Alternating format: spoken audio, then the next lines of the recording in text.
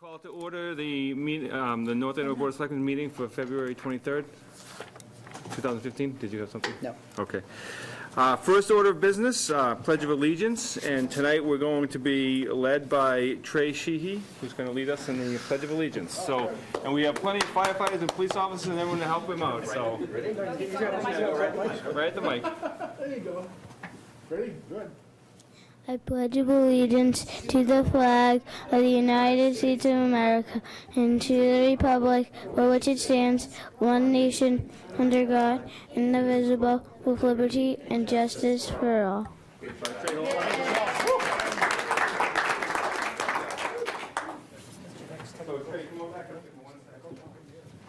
So we do have a small certificate of appreciation that says, oh, the camera can't see you anymore, stand out here. It says, in appreciation for volunteering to lead the reciting of the Pledge of Allegiance at the Board of Selectmen meeting, may your enthusiasm and interest in local government remain with you for many years to come, presented by the North Andover Board of Selectmen, February 23rd, 2015. So, Trey, thank you very much for coming in tonight and leading us. Good job.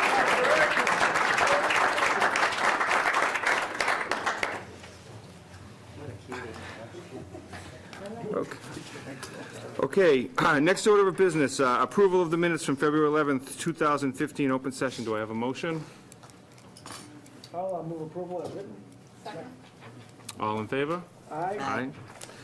Okay, thank you. Communications and announcements. Tonight, we have the honor and privilege of recognizing both our firefighters and police officers of the year. These folks were honored at the by the Exchange Club of Lawrence. I didn't make it to the meeting this year, so I forgot that, but thank you very much, Chief, for reminding me. And it's a great privilege to have everyone here tonight, and I'm going to ask first Chief Gallagher to come up and recognize the officers of the year, the police officers of the year. Good evening. It's with pleasure I introduce you to four of our fine officers that, after a long time of, in 2014 is when this is supposed to have happened for the Officers of the Year. And come January, the Exchange Club honors our officers, our firefighters, and our police officers. So I sit down, go through the commendations I give, or the attaboys or attagirls, plus some incidents that we went through throughout 2014. And one thing that stuck out was the bank robbery at the Santander Bank on July 25th, 2014. It came in right at shift change as a hold-up alarm. And generally, hold-up alarms for banks, 99% of the times, it's a false alarm that a teller makes a mistake. But there's a protocol we do. We're sending two officers, and they tactical positions. They know each bank where to go. So at this point, we send two officers, Officers Lawler and Wedge. And as they were going there and setting up, we ascertained that the bank robbery was in fact real. We had communication with the bank, and we had a teller inside that was giving us a blow-by-blow description of what exactly was happening. And the point is, the suspect had a gun at the teller's head, telling her to give the money. So we know it was a viable incident. Officer Hillner then went, and Lieutenant Gray went also as a supervisor. They took out tactical positions around the bank, and as the teller was telling our communications center what was going on, it was being radioed to the officers, even to the effect that he was coming out of the bank. And immediately, the officers, they have special weaponry, tactical patrol rifles, and as soon as he came out, there wasn't much for him to do other than surrender. And Lieutenant Gray, who was there, immediately got to him to make sure there was no getting back into the bank, because that's all we needed was be a hostage situation and in the bank because of him having a weapon. So everything went well. They immediately apprehended him, put his hands up. He did all the voice commands of the officers, and it was a successful operation. And I really attribute that to their training. Generally, during school vacation, we use the schools as our training ground for things like workplace violence and for in case there was a situation in the school. So these officers trained together, and they did, the teamwork was phenomenal that day. So I'd like to honor the officers, Officer Jared Lawler, Officer Wedge, I don't see Officer Hillner here, and Lieutenant Gray. If the gentleman can stand up.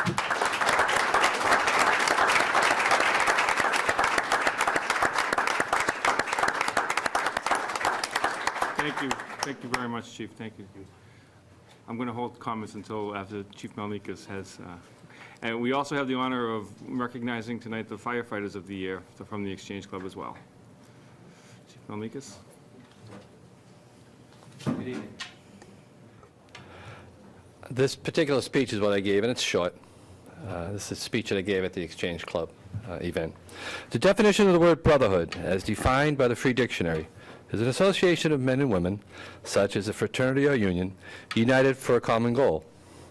Firefighters are a brotherhood, and one of their common or unspoken purposes or goals is the saving of lives, while oftentimes putting their own lives in the path of danger. This brotherhood was never more evident than in the early morning hours of May 3rd, 2014. At that time, Engine 2 and Ambulance 2 were dispatched to the area of 585 Sharpness Pond Road for a reported motor vehicle accident with personal injury. Within minutes, both responding units were on scene. Upon arrival, Lieutenant Byrne and his crew found the vehicle off the road, upright, with the driver's side resting against several trees. One of the victims was conscious and crawling along the ground. A second victim was found unconscious, lying on the ground in a ditch with shallow, labored breathing. Lieutenant Byrne noticed that as a result of the extensive damage to the vehicle, the gas tank had ruptured, leaking fuel onto and around the second victim. In addition, there were arcing wires in close proximity to the accident scene. Taking all these factors into account, Lieutenant called for additional manpower, and as a result, Ladder 1 was dispatched. The crew of Ambulance 2, with the assistance of the paramedic unit, quickly yet carefully secured the seriously injured victim to the long backboard and removed him from the hazard. An additional ambulance was called to the scene to treat the first victim. Due to the injuries to the unconscious victim, the decision was made by the paramedic unit to request med flight, and a landing zone was set up on the playing fields on Sharpness Pond Road. The unconscious and critically injured victim was then transported to a Boston hospital. As I was to learn in the following days, for Lieutenant Byrne and his crew, this was truly a life-saving emergency. The following Monday, we learned that the critically injured person was a member of the Firefighter Brotherhood, a Burlington firefighter. As a result of the accident, he had suffered several life-threatening injuries. His fire chief had communicated to the Burlington Town Administrator that the reason the firefighter is alive and recovering from those injuries was a direct result of the actions that the North Andover Fire Department performed at the scene. It is as a result of their efforts on that evening that I nominated Lieutenant Mike Byrne, Lieutenant Graham Rowe, firefighters John McClellan, Matt Twist, Dan Pass, Dan Ryan, Steve Reisacker, Blake Zwingy, and Neil Patnod for the Firefighter of the Year Award. And as I did at the Exchange Club, I had the firefighter from Burlington was present. I had him come to the podium and assist me in presenting these certificates. Excellent.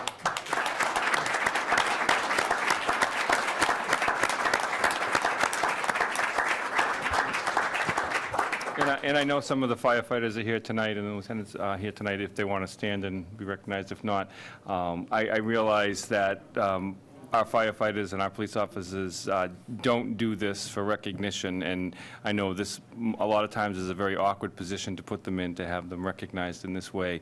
But Make them stand. but I want to assure you that we're all very proud of you here in North Andover and the professionalism by which you do your job. Yes, let's all stand. And firefighter Patnod is already standing over here, so. So thank you, and we're all very proud of you here in North Andover, and the professionalism that you folks do your job with every day is admirable, and we just can't say enough about about how proud we are of both our departments in North Andover. And every time I'm at an event, I just recall being at a Merrimack College hockey game last year, I think it was, and an alarm went off, and the firefighters showed up, and it was just amazing how professional they are and how they conduct themselves at all times. So thank you so much for all your service, and truly deserving of these recognition. So thank you. And I'll open it up to any of them, a member of the board that would like to. Chairman, said it very eloquently, more so than I could, so thank you very much for all the hard work you guys do, you girls and guys, and we appreciate it all. Thank you. I have the pleasure well, you may not have the pleasure, but I have the pleasure of seeing a lot of you all the time in my day-to-day professional life, and I can't say enough about either department. I mean, at all times, I totally agree with the professionalism, but not only that, the kindnesses that you show our townspeople and the caring, and where there's never a time that I don't believe that when you're at an emergency, and even sometimes the false alarms, your hearts are in the right place, and North Andover is blessed to have you all, and I'm very grateful, and congratulations to the Officers of the Year. To the whole department, actually.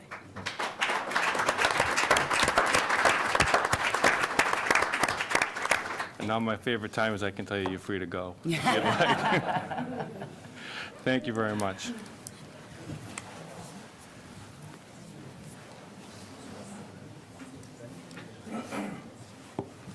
Thanks, guys. Thank you. Thank you. Congratulations again. Hey, Dave. Thanks.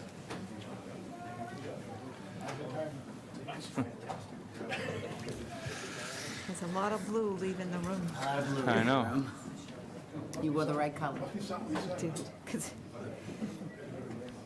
Thank you, guys. I'll tell Thanks. you, when they brought the firefighter in from Burlington, what a moving moment that was at that dinner. I know, I can't believe I wasn't there. It was, you were there. The whole room was fighting the team, men and women. Oh, yeah? It was a moving moment. Oh, yeah. Even dropped me last time. Okay.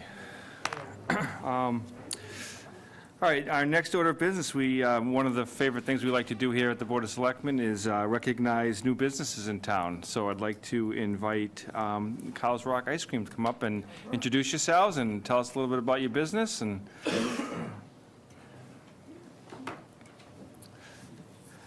give us the information.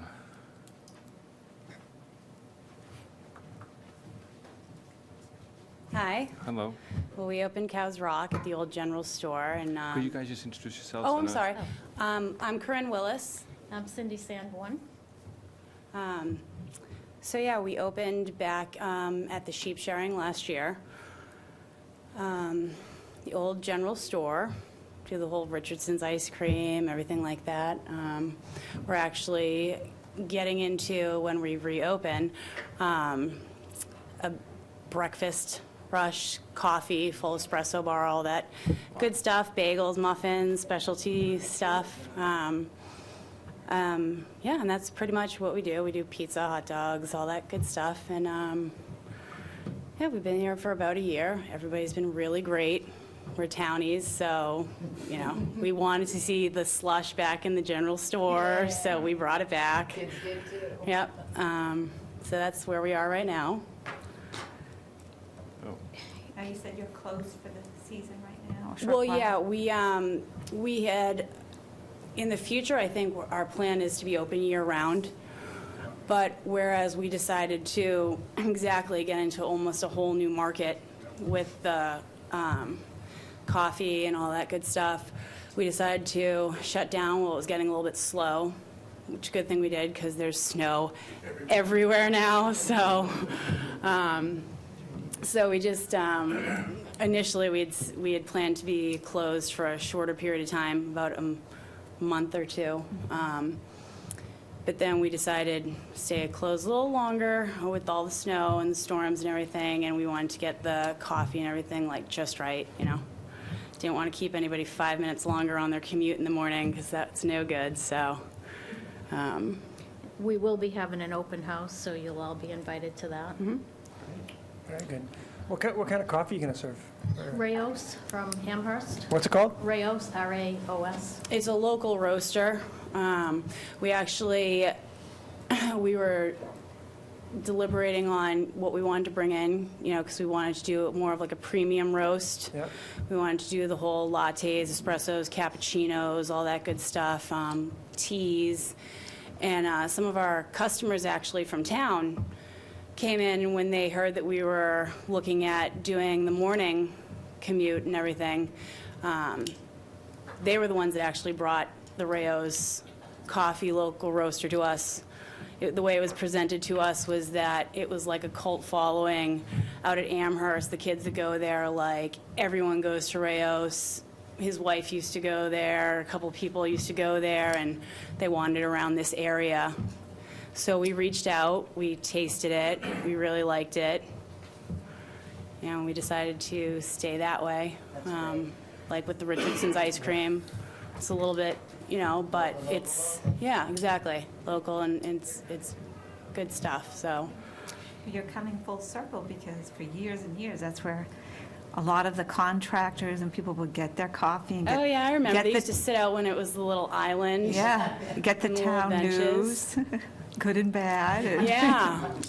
Donnie That kind of knows. brings us Donnie knows. completely full circle then, because how we used to do the little seat benching in the middle where the contractors always used to stay in the DPW and stuff, would Yeah. have their lunch and stuff.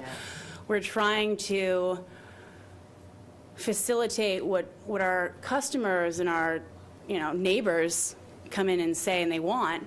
We're trying to give that to them, as well as stay in the parameters of what we're allowed to do, without, overstepping anything or anything.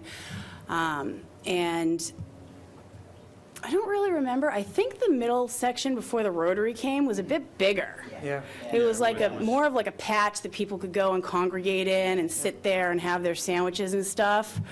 That's kind of missing a little bit now.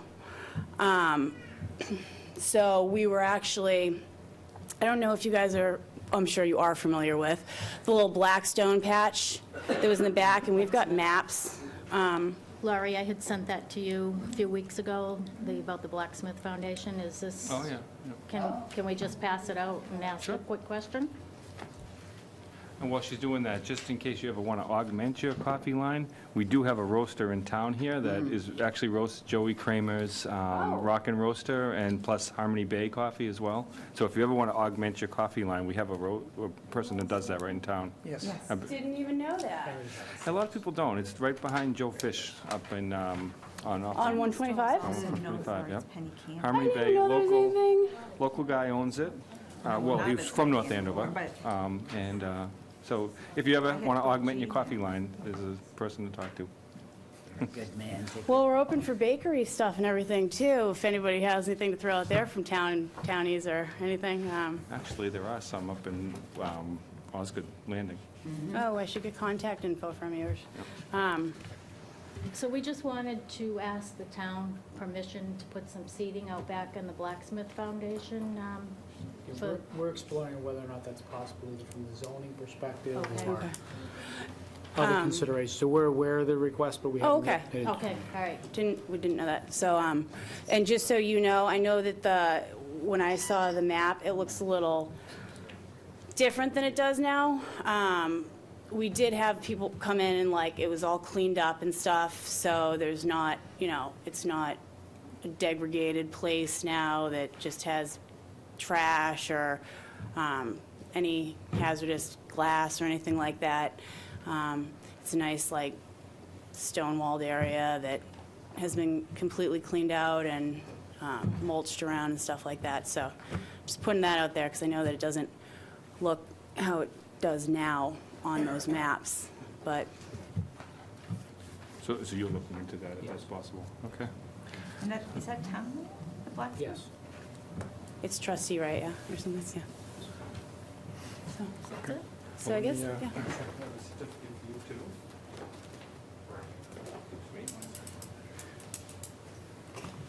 So I'd just like to read. Certificate of appreciation presented to Kyle's Rock Ice Cream in appreciation for locating your business in the town of North Andover.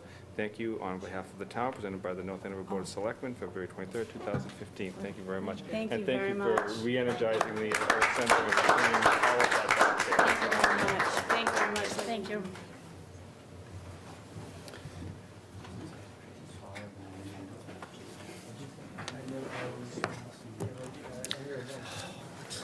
Okay. All right, next on the agenda, we are welcoming back Sherry Cousins, the Executive Director of the Greater Lawrence Sanitary District, to give us an update on the new ingester project, right? Am I saying digesters project? Yeah, you don't want to ingest it. What's that? You don't want to ingest it. No. That's fine. Is it there just- oh, yeah, turn the microphones back around. That way you don't have to share. Thank you. Well, thank you for having me back. Again, I'm Sherry Cousins, Director of Greater Lawrence Sanitary District. I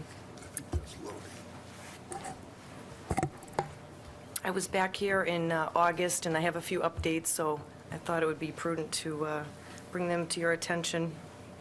Just a little background, I know I went over this before, but in case people didn't see the last presentation, the Greater Lawrence Sanitary District is a regional wastewater treatment facility that serves its host community, North Andover, also the town of Andover, Dracut, Salem, New Hampshire, and the cities of Lawrence and Methuen.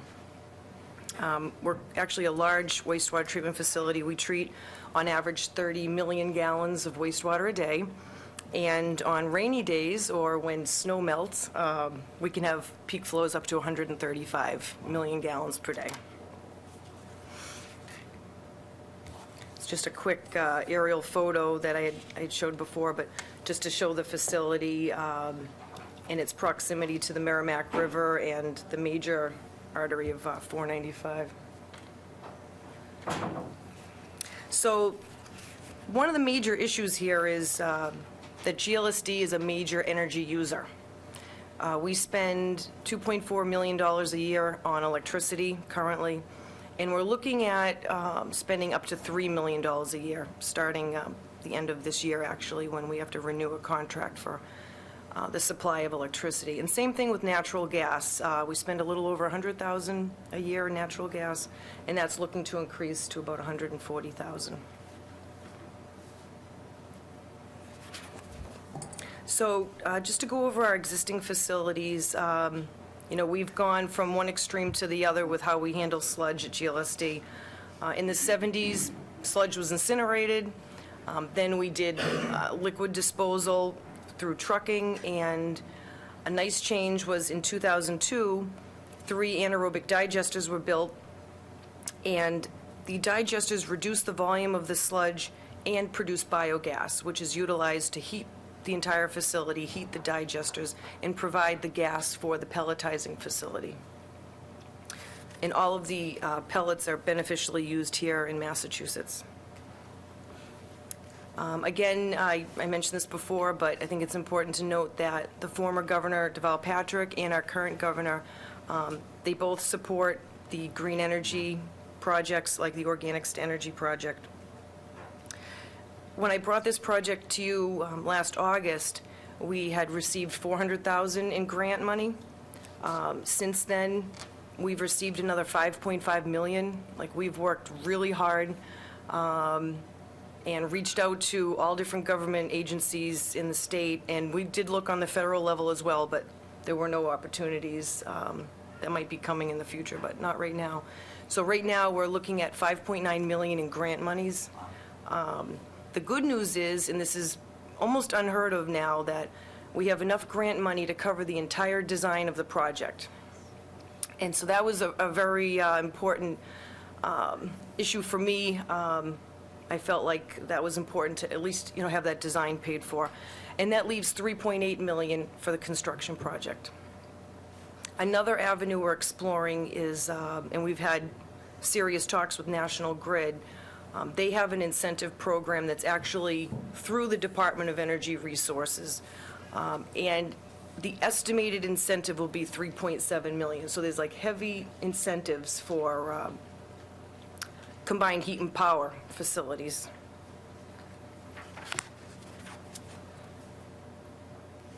I know there's a lot of numbers here, but I can go through it quickly. So to get this project off the ground, it's, expensive, but I'll go through all the numbers. The estimated project cost is a little over 23 million. We're looking at 5.9 million in grant money, potential National Grid incentive. When you look at the annual loan payment, not even taking into account the National Grid incentive, it's just over $1 million a year. We will have increased operations and maintenance costs, and the total expenses will be just over $3 million. But there are many sources of revenue with this project. We're looking at tipping fees to accept the diverted organics, avoided electrical costs of over $2.9 million, natural gas savings, approximately 100,000. We'll always use a little bit of natural gas because that's needed to start up the pelletizing plant because it has a higher BTU value. And this project will enable us to sell alternative energy credits and renewable energy credits. I didn't know a lot about these, but it's very interesting. They're both administered by the Department of Energy Resources. And basically, they are encouraging people to make their energy on-site. It's more efficient that way. It reduces your carbon footprint, and I can get into more details. But overall, taking into consideration expenses and revenue, this project should actually earn income for the district. And my goal as the director is to use that to either try to reduce assessments to communities or at least stabilize increases moving forward. Because, as I mentioned before, we always have more and more stringent permit limits, and it's going to cost more money to meet those limits. And so I'm trying to look ahead and plan for this. So another aerial of Greater Lawrence Sanitary District showing the yellow dot is where the fourth digester would go. And as you can see, the layout from 2002 was expecting this improvement down the road, and the building is actually ready for the piping and everything for this fourth digester. Also, we're looking at treatment for the gas, because the gas actually has to be treated before it goes into the cogeneration facility. Additional gas storage. We have gas storage on site, but we'll need more gas storage to utilize all the biogas effectively, and cogeneration engines. In addition, we'll have a receiving station, which is on the lower portion. It'll be on site, and we'll be accepting pre-processed diverted organics by tanker truck. I have 2 slides. I just wanted to show you another facility that's not too far away, Lewiston, Auburn. In 2013, CDM Smith designed their anaerobic upgrades. They have 2 anaerobic digesters, gas storage, cogeneration engines, and gas conditioning. 2 pictures of what the cogen engines look like. They're fully enclosed. They have insulation to attenuate any noises, and then the building itself would have that as well, so there'd be no noticeable noise outside the building. And I looked on their website today, and they're saving approximately $200,000 a year in electrical savings by producing energy on site. So where do things stand now, and how are we moving forward? We are in the middle of preliminary design. The preliminary design report will be submitted middle of April, and then the plan will be to move forward with final design and submit our plans and specifications to Mass DEP by the middle of October. That's a requirement for the SRF funding, which you might be familiar with the state. It's 2% loans. So we're looking to receive bids early next year. It'll be a 2-year construction period from March 2016 through March of 18. We have moved when the pilot program will happen, because we're not going to effectively be able to accept the bioslurry now. We need to make some improvements tank mixing and transferring of material. So that'll be incorporated in the next construction. So, excuse me, not the next construction, the one we're in now. So that'll happen, we're estimating March of 2016. It'll be a 6-month pilot program. And my hope is we will be producing electricity and heat on site April of 2018. So we are working on a request for qualifications and proposal right now for this bioslurry material, and we have 3 firms that are actively communicating with us about it. And this RFQP is specifying the quality of the bioslurry, the truck route that will be required and enforced, and the duration of the contract. And just an aerial of the proposed truck route, directly off 495, half a mile down Sutton Street, and take a left onto Charles Street, which is our driveway. And we always, this is our signature slide that we end our PowerPoints with. So ultimately, this project will supply GLSD's energy needs, improve our resiliency, so if National Grid is down, we're still running. It will reduce our carbon footprint, reduce and stabilize our operating costs. And just a couple numbers I wanted to throw out there that Department of Energy Resources calculated. Producing energy on site is 60% more efficient than getting it from your electrical provider. This project will save 1.04 million gallons of gasoline, fill 70,000 cars. So it's quite significant what it actually will do.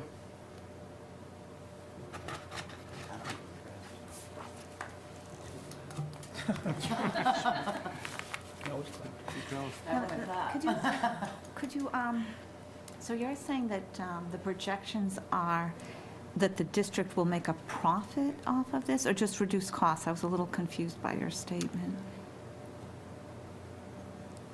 Well, we will make money and try to reduce assessments to the communities. It'll lower our assessments to the towns.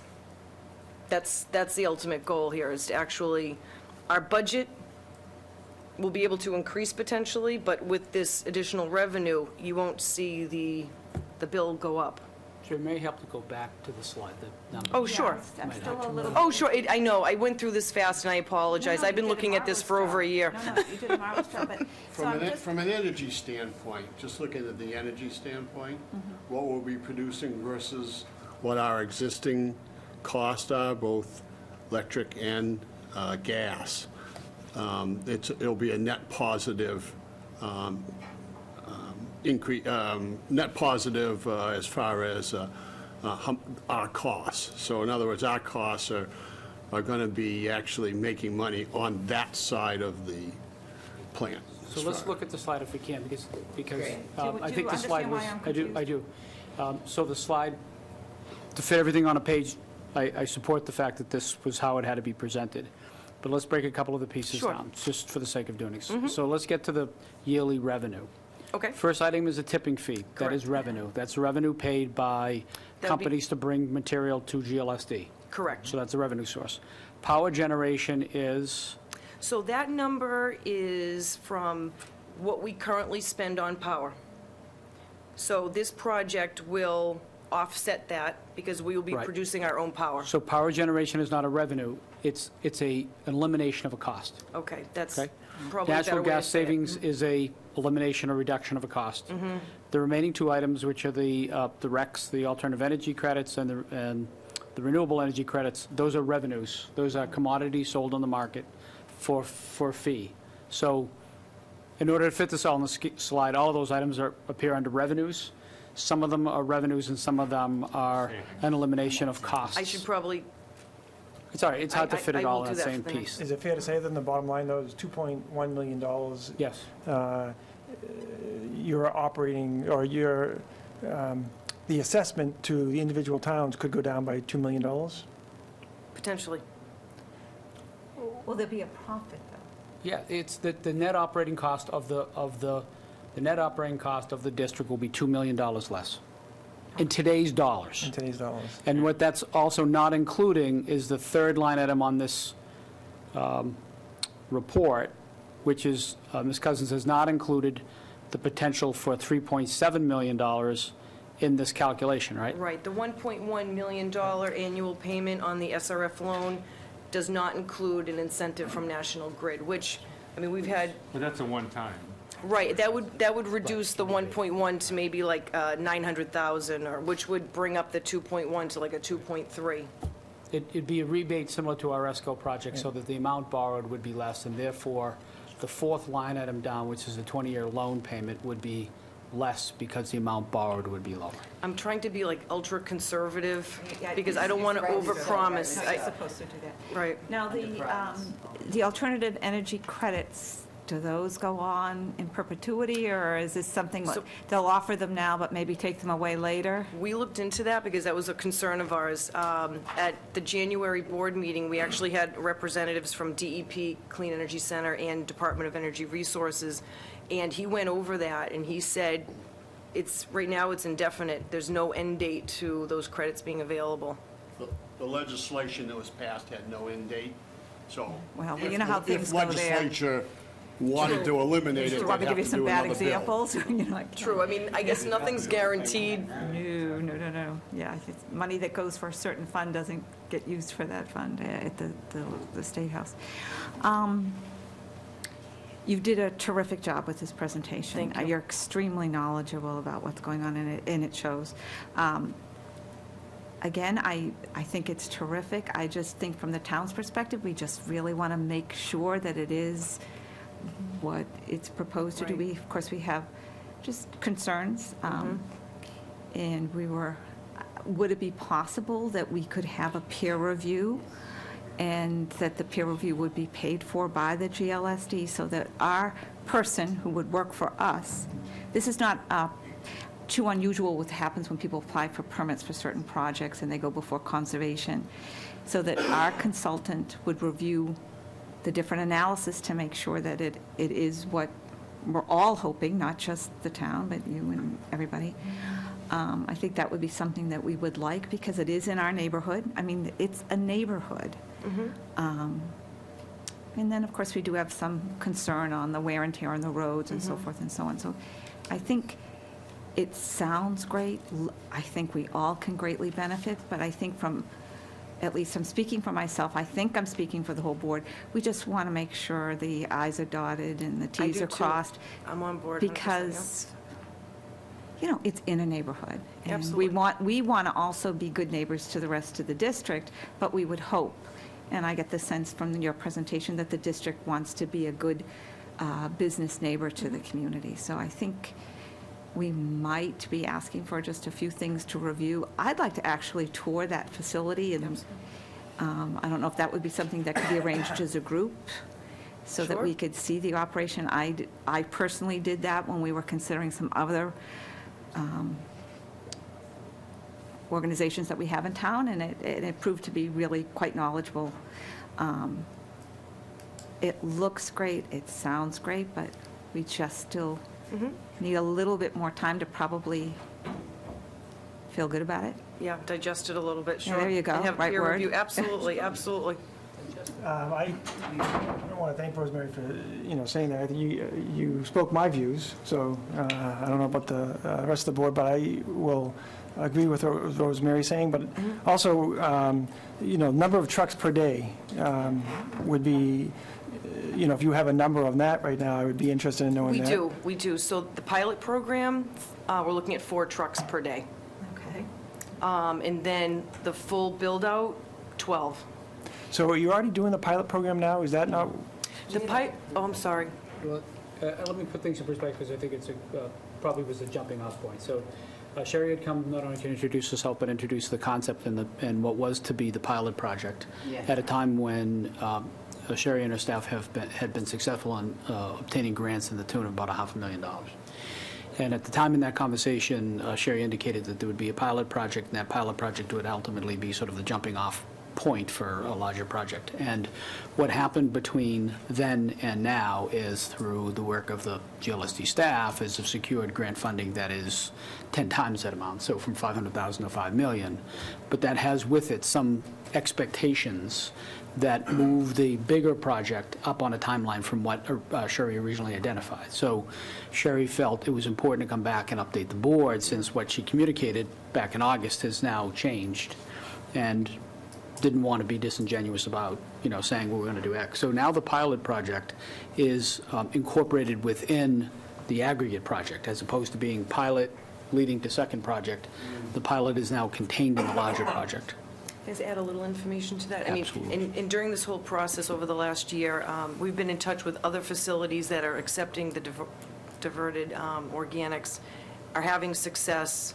So it's not so much a question of will it work at GLSD. It will work. It's just a matter of how much should we accept, and the gas production and things like that. So it's really just so we have the ability to fine tune it before it goes full scale. I am still a little bit confused, though, that 12 vehicles would generate that amount of potential income? 12? 12 per day. 12 a day. 7 days a week? That's not Yes. that 7 many. days a week. 7 days a week? 12 a day, 7 days a week. That's a lot of trucks, full of stuff. But the route that Just you have 12? highlighted, It's really not that many. Go again? 84 trucks, is there? Yeah, good for you. but the route you have highlighted has That's really minimal not that impact on many a day, neighborhoods, 'cause though, it doesn't 12. go through, if I recall correctly, there's not a lot of residents along that path. It's mostly commercial. There are a few residences along the route, but Yeah, it's as it takes the on Sutton left there. Street. Is there a way that you can ensure or enforce that route? Because there's other routes there, right, that could happen from Haverhill or from, We had talked about that before. You brought up that concern, and I understand that. And we were talking about maybe like GPS units or, The thing is, though, that there's only an exit from the north. Right. I'd rather them come in. well, they would have to go around. They're going to have to go Through around. Through Ward Hill. Yeah, they just have to I'd go rather them around. come in through Ward Hill and down. I do that every Brings morning. them through more neighborhoods, it brings them through Yeah, more they- residential. the drivers aren't going to like that. We've had that experience, so Yeah. they'd have to have placards or something, which we've done in the past. Yeah, we'll make sure that they stay on that route. Just strictly Absolutely. residential street. I don't want them Maybe going through confused, town. Is there a way in that way? Yeah, it's really, No, when they come down, they just come, I'm sorry, we're over, Yeah, I'm sorry. they're making their Could you turn go back to shortly the map? after the Yeah. convenience store. I'm sorry. Okay, so we're, well, what I'm saying Can you is, increase the magnification on your laptop and how to do that? Lower they're right coming corner? in Ward Hill way. No, she said they cannot. Can you help me Why with this? cannot they? I mean, why can they not? That's going to How do you be, make that this won't be bigger? their truck route. I don't see where there's an exit or a ramp or a way in. Do you right-click? So it's, So So it's that's why I was down Sutton asking, Street. how would, they're going to have to drive around. I mean, there isn't an exit. Do I not know where this, There's a northbound exit or a loop bringing you back to northbound. So it's No, but I'm saying. the loop is, No.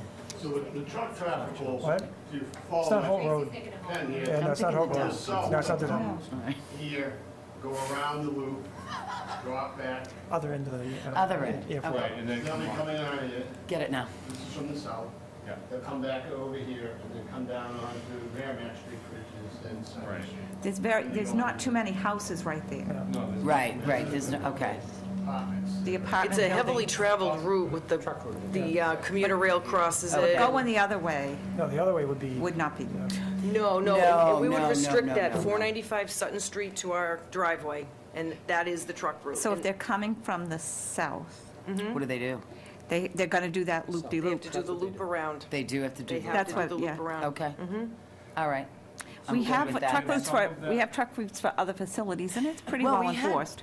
quite a contingency of folks from the state. Maybe they can Put a ramp in. put a ramp in for us. They were supposed to put a ramp, they Kidding. were supposed to Look put at a, Andrew. no, they were supposed to put a ramp in off of Holt Road going over the river. Yeah. Wow. Do you think we're going to get that? No, I do not. But So can. I'm more just a comfortable with Wild that. up question, can some of that savings be given back to the host community to help maintain that roadway that is There you going go. to be now heavily traveled? That was part of my list. I just wasn't going to hit her with it tonight. but- well, we're all about Hey, the we're all host friends. community. Oh, you're a very good host community, we appreciate it. I mean, that's something we can discuss. Mr. Chairman? Yeah, I mean, I can bring that to the board, and Just a couple of brief comments. Sure. It looks good. Is it good? I don't know.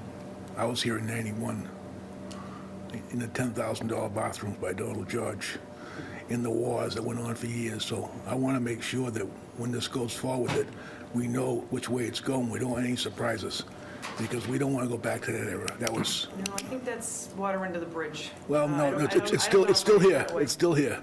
Sewer under the bridge, but Yeah. Yeah, or sewer. But so I would move very slowly in my mind, making any decisions on this inputs. But I like to learn more about the whole project and actually see the facility itself to move forward. Absolutely. So we're going to take a little Yeah, bus we're gonna trip take a up to little- Lewiston, Maine. Is it Lewiston, Maine? Yep, Auburn, Lewiston, Auburn has facilities, very nice facilities that went into Not a bus. We need a limo. And then again, you're welcome to come to GLSD Your limousine, whenever it works for your schedule. I'd love to take a look at GLSD. I've never been there. I'd rather go to jail, yeah, I don't need to Yeah. go to Lewis. It So we'd smells love a lot to have- better Don't you now. want to see, though, what they're proposing? Because it's still a new operation. That's why I'm asking to Yeah. do that. It's a relatively new operation, so they're bringing in a certain byproduct, and I just want to make sure it doesn't smell and it Yeah. does everything it says it will. That's a genuine concern, yeah. So what is Yes. what is the schedule for the RFP for the bid for organics? What's the schedule? I didn't see it on the timeline. So we're actually advertising that next week. It'll be available the end of the week. I can provide a copy to you, Andrew.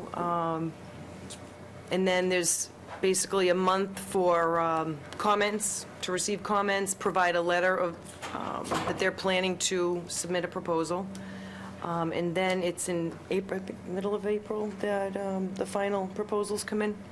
So the proposals for the organics due prior to the preliminary design being completed, or after the preliminary design? Right around the same time, because we want to make sure that this product's available in the quantities necessary Yeah. to make this project work. Exactly. That's why I'm thinking, I know the board thinks that seems like a lot of trucks. I don't think it does seem like a lot of trucks for that kind of, When diverted organics combined with municipal sludge, basically, it produces 4 times the gas that it normally would. It's the combination that, oh, I see. Okay. That makes it's, more sense. and it's been great successes around the country, so. The facility. How many plants are there around the country right now that do That have, what you're proposing? Michael, can you answer that question? I Just know they're doing it in ballparking. California and New York. Yeah, on a small scale, there's several facilities, and there's testing being done at a major facility in the LA area and also in New York as well. So it's still something really that's pretty now being new. applied at a larger scale. So it's still pretty new. I mean, they've probably been doing this in Europe for a long time, but it's new to the United States. Well, that's interesting. Where in Europe are they doing it? What countries? Probably Germany. Okay. The European countries are much more efficient at using and I making know, energy. but they're more efficient, but I think they're very environmentally conscious and they're fussy. So that's why I was kind of curious. Can I just as to link which country. to that comment? I think because we have the conversation in August, one of the things that may be beneficial for the folks at home is, the reason this conversation has come up is because what has changed?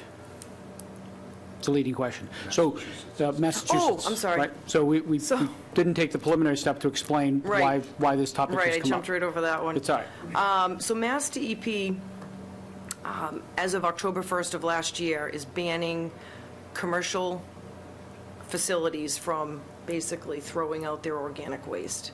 They need to either dispose of it through composting or anaerobic digestion.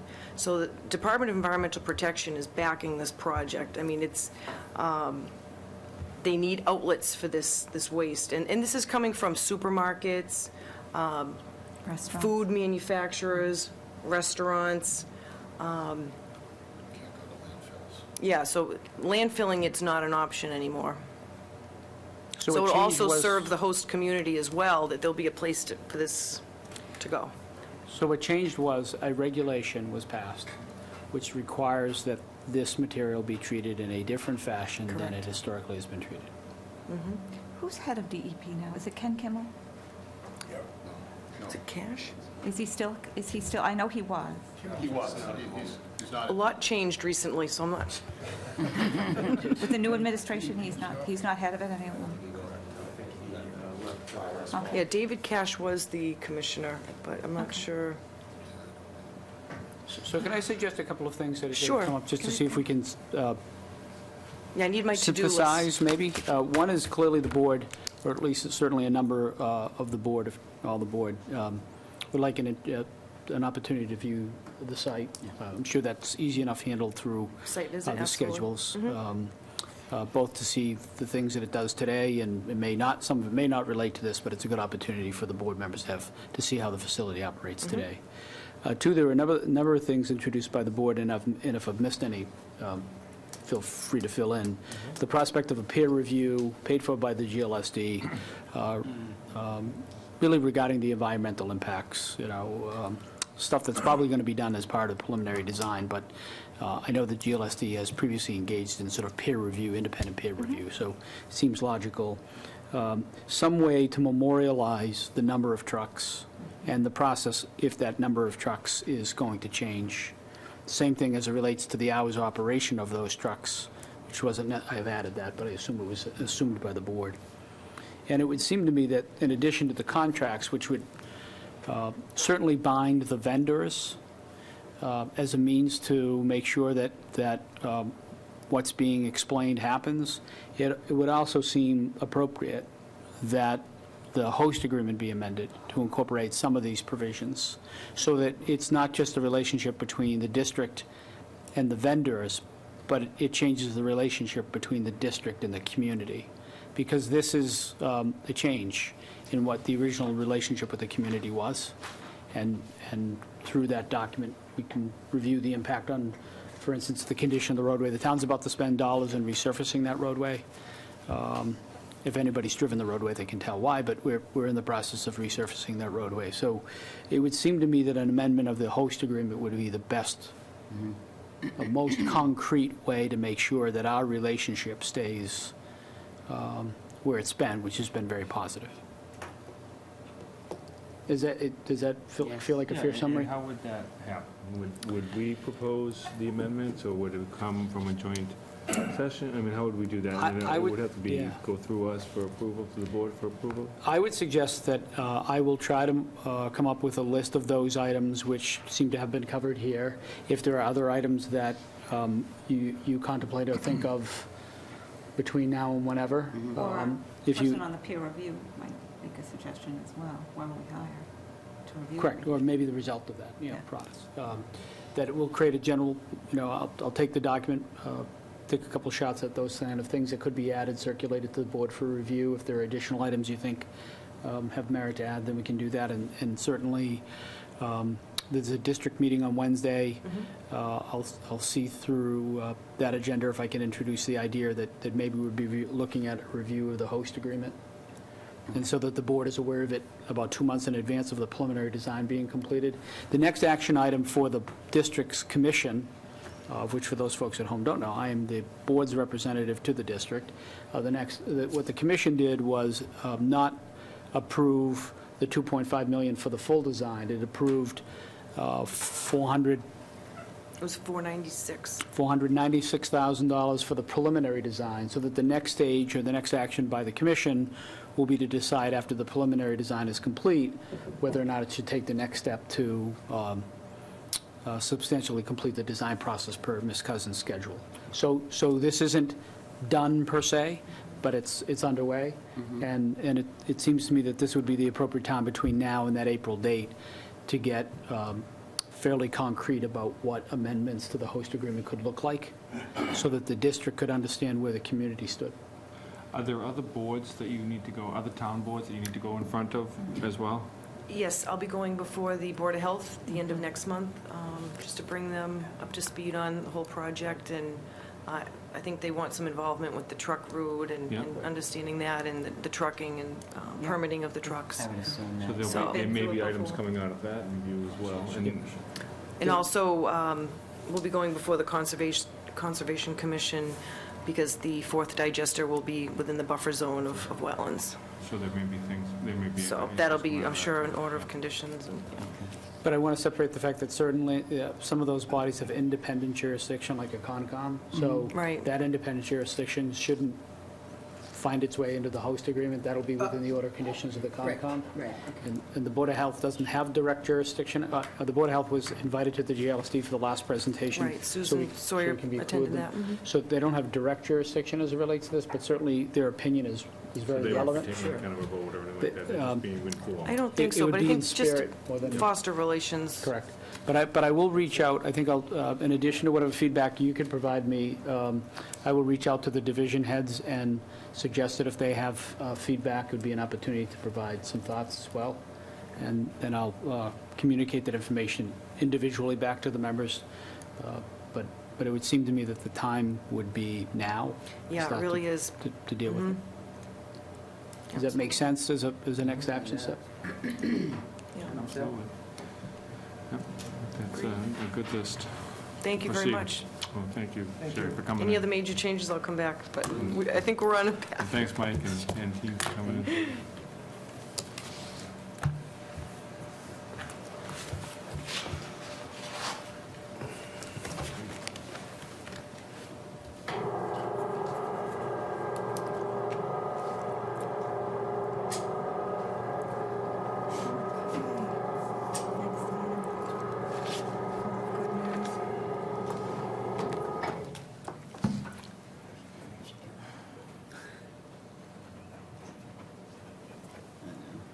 I was going to clear out the room. Tracy, maybe we can tour the dump, too. You know, get some... The dump, yeah, I know. Show where it is. Let me change it on the wrong road. The dump. Huh? What's that? Lots of stories from the dump. Yeah. I probably don't want to know. You don't. Maybe we should, maybe we should. At least for Off the record. memory's sake. Memory's great.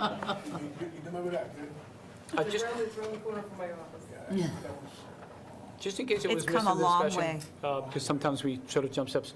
Thank What you, what the chairman asked was, does it have to come back to the board? Yes. So any amendment to the host agreement would need to be adopted by this board is the answer. So I apologize, I didn't Yeah, no, answer. understand. Okay. Sometimes I make assumptions without closing gaps. Yep, that's great.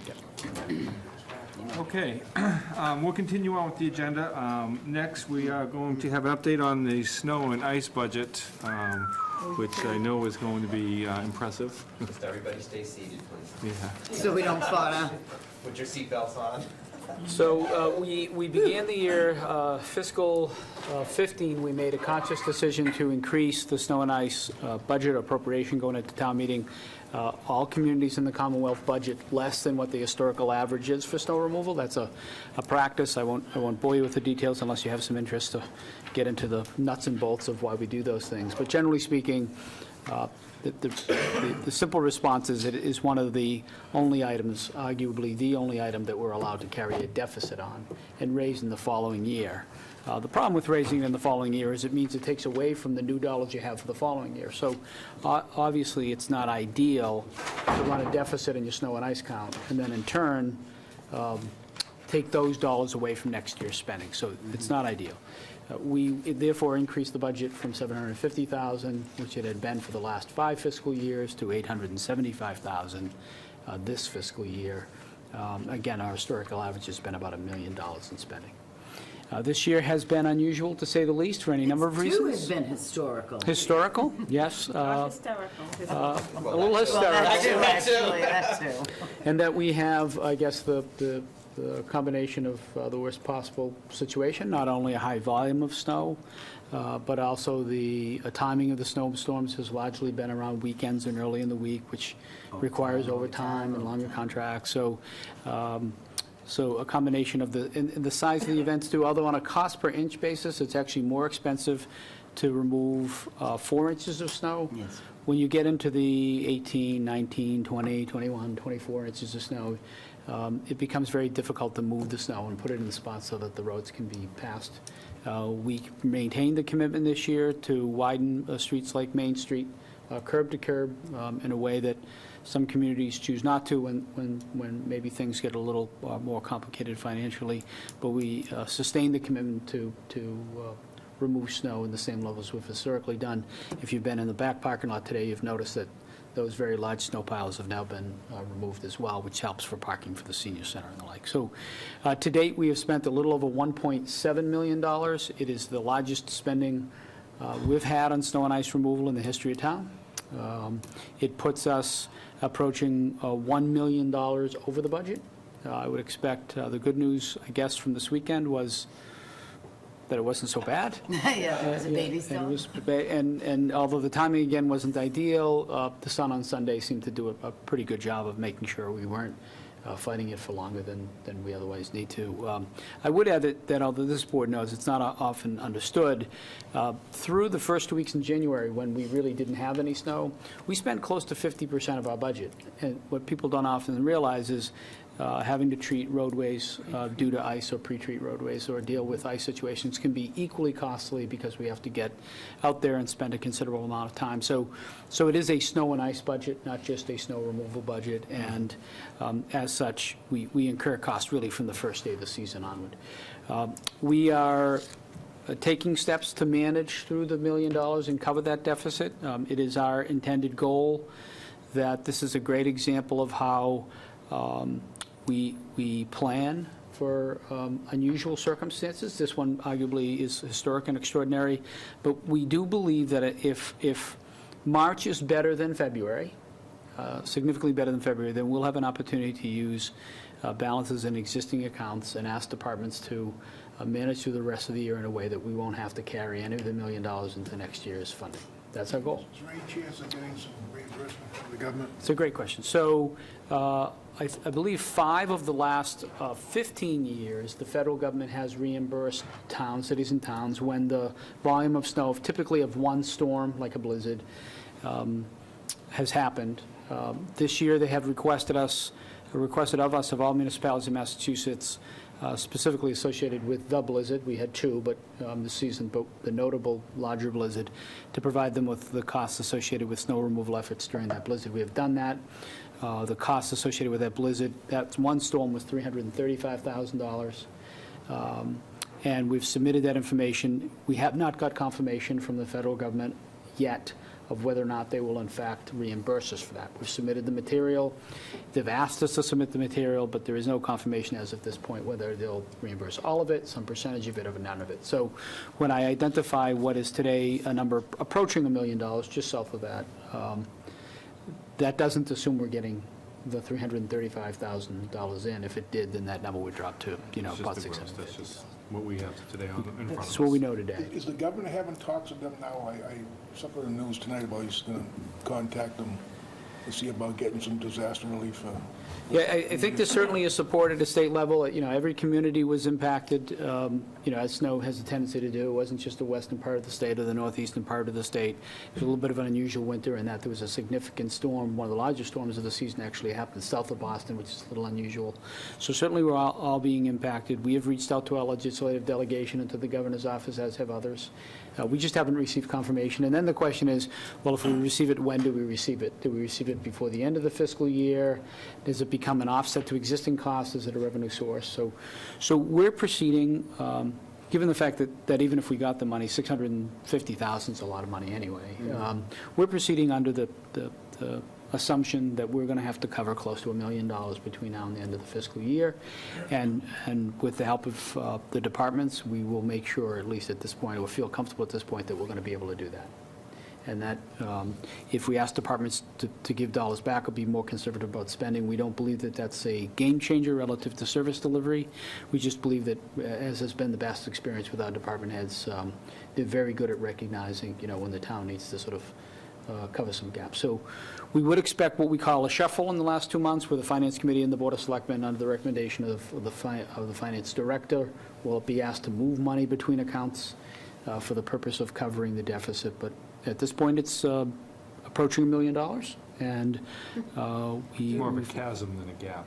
Yeah, it's A chasm than a chasm. gap, yeah. What's above chasm? Do we have any of those? Yeah, it's pretty big. So we're to some interesting data I'll forward to the board, maybe make available to the public about everything from cost of removal per inch to cost of removal per roadway mile to sort of what the history has shown. We've seen some interesting bubbles. We've had numbers in excess of $1.3 million 4 times, I believe, in the last 15 years. We've seen other numbers that were, pretty low. The average snowfall accumulation, based on the standards we use, is approximately 48 inches over the last 15 years, not counting this year, which we're really, really close to 100 inches, which is an extraordinary number. So we'll continue to work it. It also provides us an opportunity to reflect on our contractual relationships and evaluate those to make sure that we're doing things as efficiently and effectively as possible. I think, given that this is a growing part of our budget or something that's been less of an anomaly over time, it is incumbent on us to make sure that we're doing things as efficiently as possible. We are talking to other cities and towns about their cost per inch of removal, finding out what their practices are to make sure we are performing in ways that the residents would expect. I can tell you I've driven to the far outposts of this community and found bare pavement, and that's a service level that is excellent, and it comes with a cost, but obviously it's been an expectation of the community that that's a service level that's been delivered. I would say to residents, we have struggled at times with trash pickup, and certainly part of that is the difficulty in getting some of those pieces of equipment down roadways, and some of it, quite frankly, is we need to be better. And so we will work with our vendor to make sure that we're as good as we can be when we're delaying trash and otherwise trying to pick up trash that may start on someone's, well, it's not on their sidewalk. It doesn't start on their sidewalk It's at all. like in the middle of the street. On their driveway apron. but, Snowbanks. Or in the bank. Yeah, stuff. Just shoved in the bank, Or exactly. on top of a bank. I It's mean, true. have you seen people try to, where do I put this barrel? Right, because they don't want it in the road because the road is so small. But It we is feel what we it can be is. a little better in that regard, and so we'll continue to work with it. The residents have been great. They've understood when they call us if there's been an issue. They are patient, and we also are patient with them, understanding the fact that we recognize that there's a fair amount of folks who have been dramatically impacted in their personal lives through the snow. So we appreciate that. I'd also note that the board provided me the authority after the end of February to continue the parking ban. It is my intention to continue to keep the parking ban in place. Until May. I was thinking like till town meeting. Until it melts. Wait till the flooding begins. 12-month parking ban? So we'll send a notification out to Yes. the residents that that ban has been extended. We'll place something on the website. We'll send out a townwide telephone notification that we plan on. We're not going to give a date at this point. I think we're just going to continue the process. We'll revisit I it mean, on 'cause March 9th, and Yes. then again at the 23rd. Yeah. Right. I mean, notoriously, we get hit in March. I mean, unfortunately, we have been hit in April with some large blizzards in the past, but I just feel like it's not over yet. I don't think any of us are feeling particularly comfortable that the 10-day forecast means a whole bunch. Yeah, exactly. Yeah, so we're gonna. So what I would say is that we should feel pretty good and fortunate that we've created an environment financially to be able to manage this. That the caveat is this comes with the assumption that March will be tame, and if for some reason it's not tame, then there may be more significant impacts relative to other things. I would leave you with one final note.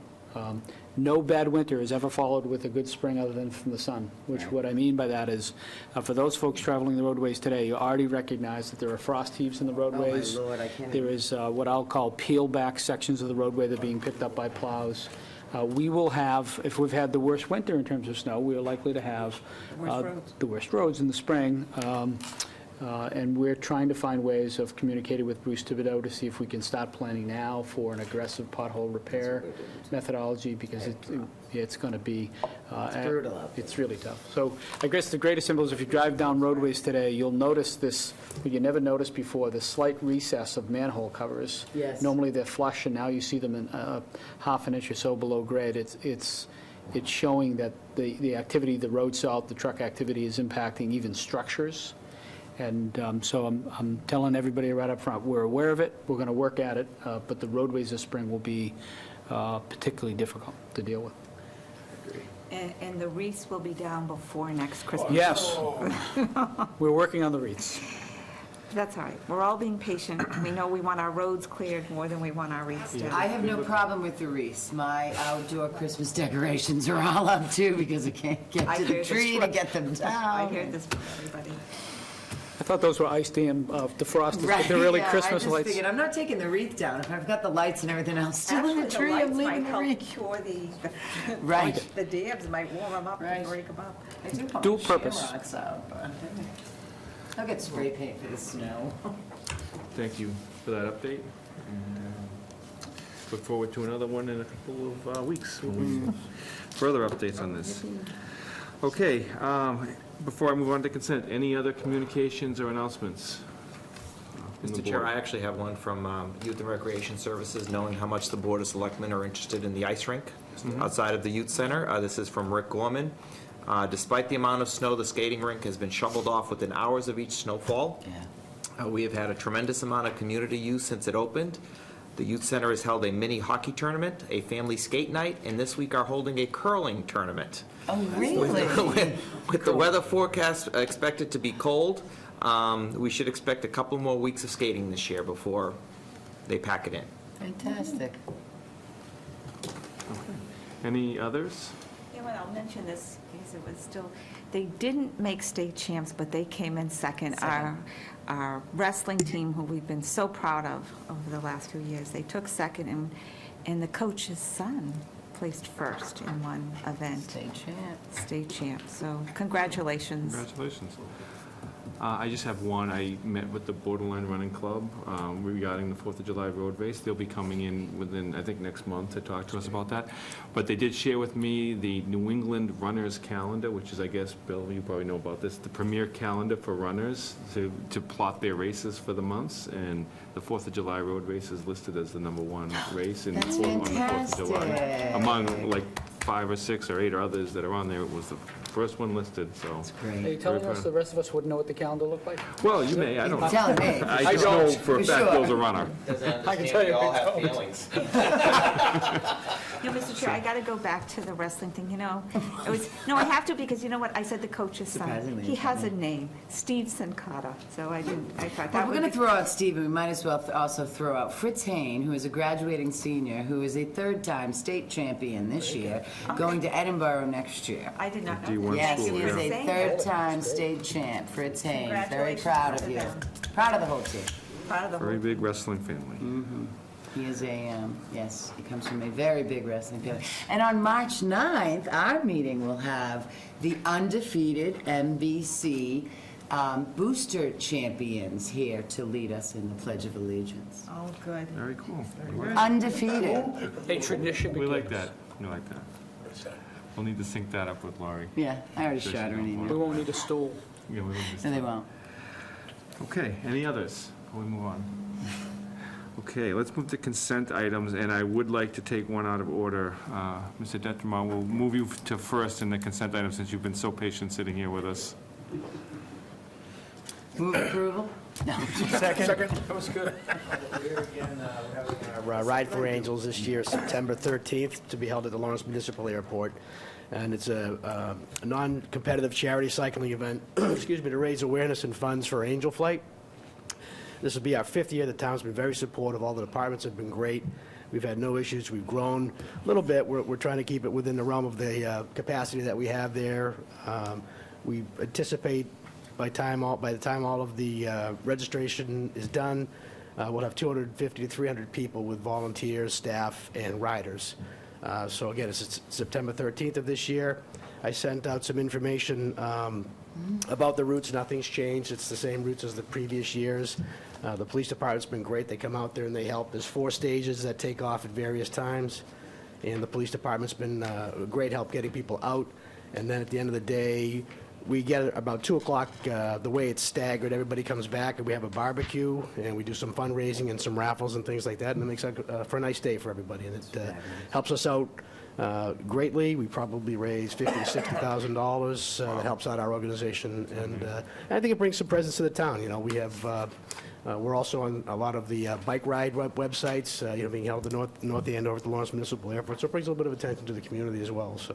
And the money is raised for, I know what it is, but maybe people at home don't. Yeah, Angel Flight, we're a nonprofit organization, volunteer organization of pilots, and we provide transportation to people who need to get to and from medical appointments. We're not MedFlight, we're not Boston MedFlight, we're just strictly transportation.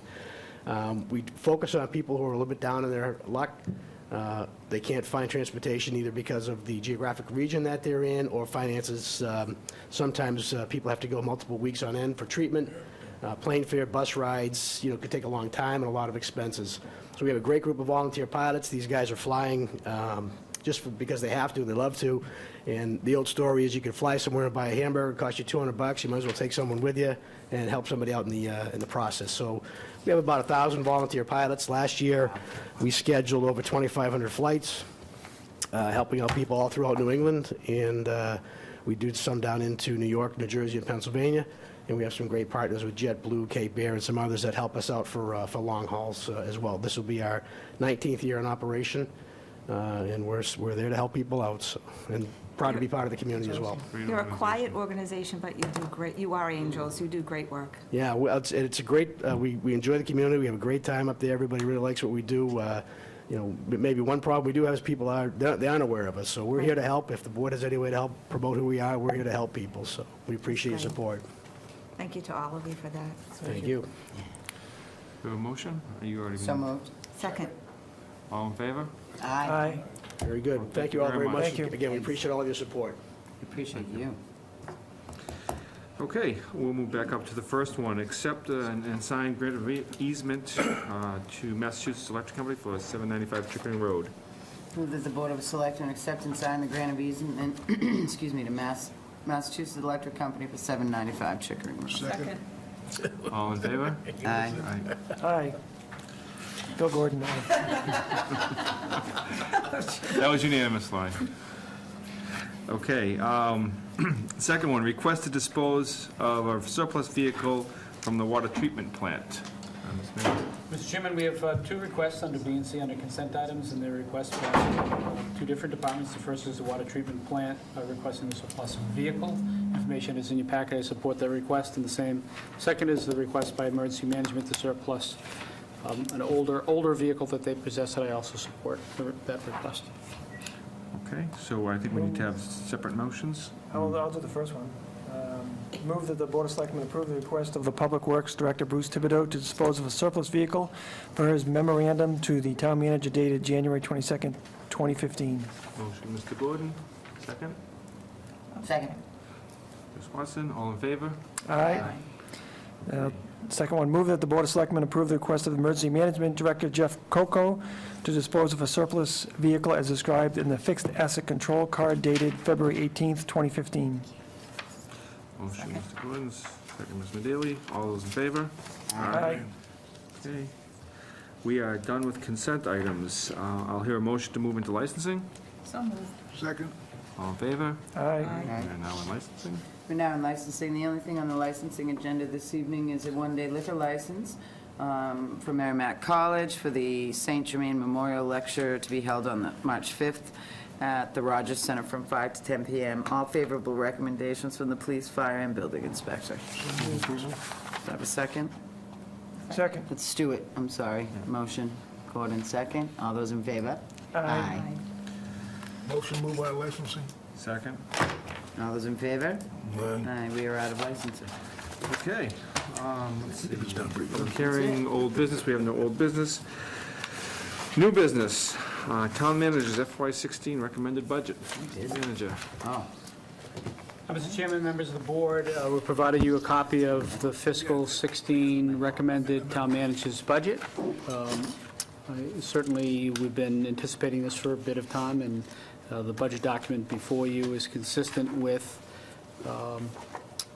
the strategic policy set forth by the board back in September into October, and also consistent with what the 5-year forecast in which we indicated that on average both school and town departments would see approximately 3.5% increase. I think what I'd like to do now is to review or read the executive summary, which I think does a pretty effective job for this board and certainly for the folks at home to understand in less than 5 pages or so, or maybe a little more than that, an understanding of the specifics associated with the budget. And then I certainly am available to answer any questions relative to the budget.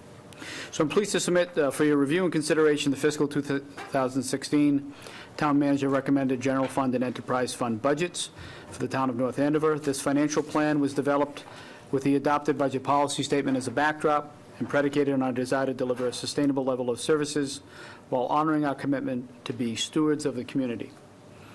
As first communicated in the 5-year financial forecast back in December, each department was asked to develop their budgets assuming a 3.5% increase year over year. I am pleased to announce that the departments worked diligently to stay within that framework, and that the town manager recommended budget for fiscal 2016 assumes that 3.5% increase for the total municipal budget and the budget of the North Andover Public Schools. Additionally, on January 29th of 2015, the North Andover School Committee voted unanimously to adopt the recommendation of the school superintendent for a 3.5% increase.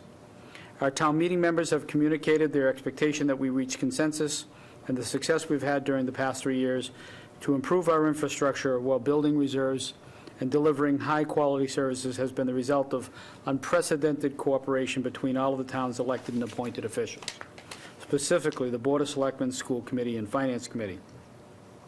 As I stated in a recent Chamber of Commerce Mayor's Managers event, for those of us in local government in North Andover, we do not see the ideology of incompetence as mutually exclusive terms, but instead we believe there is such a thing as the ideology of competence. And it is the basis of our relationship with residents and businesses that we serve. This year, that competence will translate financially into our continued commitment to build reserves, including a unique recommendation that we establish a special education stabilization fund, and the continued realignment of staff to match service level expectations. Additionally, the transition to the Group Insurance Commission for employee health insurance has not only been a positive fiscal game changer, but it has also allowed us to begin to address the other post-employment benefits, or OPEB liability, while providing health care holidays for employees in fiscal 15 and fiscal 16. As part of the town meeting warrant, I will recommend that we transfer $1 million from the town's health care trust fund to an OPEB trust fund, managed by the Commonwealth as a way to further address the OPEB liability. What follows is a brief explanation of the highlights of the recommended budget contained herein. The fiscal 2016 general fund budget highlights are as follows. In the revenue area, the revenues for fiscal 2016 recommended are $89,348,722, or a 3.3% increase compared to fiscal 2015. The revenues are estimated to increase by $2.8 million year over year and are based on the recommendation of the Revenue and Fixed Cost Review Committee, with the exception of the use of free cash for capital and reserves, which are described in more detail later in this document. So if we stop there, the 89.3 million, which is 3.3%, of that 3.3%, a percentage of it is just an increase in operating costs, and the balance is the use of reserves, free cash for reserves. Property taxes are assumed to increase by 33.6%, or $2.3 million, based on the Proposition 2.5 and added new growth. Local receipts, which include revenue streams such as local meals tax, motor vehicle excise tax, and building fees, are expected to increase by 0.8%, or $72,000. Specifically, the assumption for the largest category within local receipts, which is motor vehicle excise tax, is budgeted to be level funded at $3.7 million in fiscal 16. This is the third straight year we've seen level funded in that account. Although there has been recent signs over the last several years, this amount will begin to show steady growth that we saw up until fiscal 2008, but has receded since that time. The final state school building assistant payments of $412,000 for the high school was paid the town in fiscal 15, and therefore we will not have this revenue moving forward. And when combined with level funding of other state aid categories, the result is a net decrease in state aid of that $412,000. Until the final state budget is signed by the governor, which I expect will be sometime well after our annual town meeting, we will not be certain about the effect of state aid on implementing full-day free kindergarten in fiscal 15. However, we expect the effect to be positive. The indirect costs incurred by the enterprise funds and reimbursed to the general fund are the primary revenue source in the operating transfers category within the budget. However, the reimbursement by community programs for the cost of modular classrooms in the amount of $62K was also categorized here, and those payments ended in fiscal 15, resulting in an overall decrease of $25,000 in that revenue category. In the category of expenses, we're assuming that we will have expenses in the same amount of revenues, $89,348,722, which represents an aggregate increase of 3.3% when compared to the previous year budget. This category represents 28% of all general fund spending. This is the non-departmental fixed cost category. That's your health insurance, your other liability insurance costs. The budget recommendation incorporates the Revenue and Fixed Cost Review Committee estimates, as well as adding recommendations made under capital and reserves, and an additional $402,000 for an expected increase in health insurance premiums, for a total of $24.7 million, or an increase of 4.3% in a category that we called non-departmental fixed costs. This increase drops to 3.3% when excluding the increase to capital and reserves. We can explain in more detail later.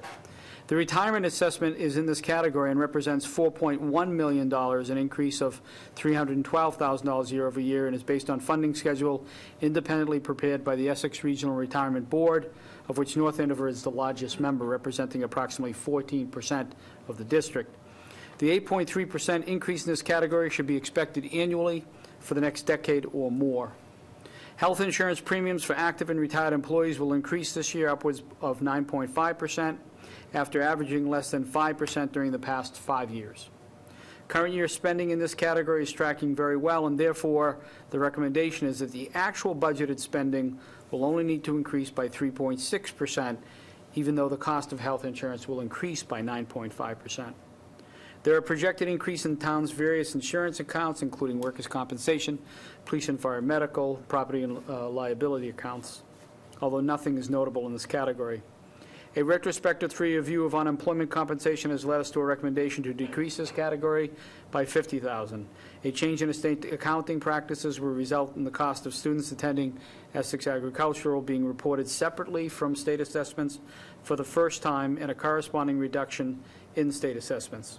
An anticipated increase in the number of students attending the Greater Lawrence Vocational Technical High School has resulted in a recommendation that this expense increase by $74,000.